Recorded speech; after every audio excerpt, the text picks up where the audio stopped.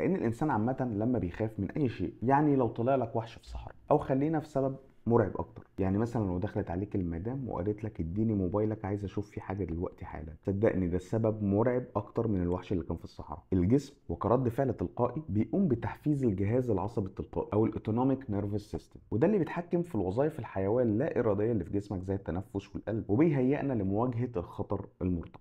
فيقوم عامل ايه بقى؟ بينقلنا من وضع الفنيخه اللي احنا بنبقى فيه لوضع اسمه استجابه الهجوم والفرار او الفايت اور فلايت. فيقوم مديلك حقنه ادرينالين كده، وده اللي بيهيئك لاتخاذ القرارات اللازمه للنجاه بحياتك. فيقوم مزود معدل نبضات القلب، فالدم يوصل اسرع واكتر للعضلات، فجسمك يحتاج اكسجين، فتتنفس اسرع عشان تبقى جاهز لتكوين رد فعل لموقف الخطر، يا المواجهه يا الفرار. فتلاقي نفسك يا حبيبي كده عمال تنهج وتعرق وواقف مش على بعضك، ركبك بتخبط في بعض، موقف مرعب.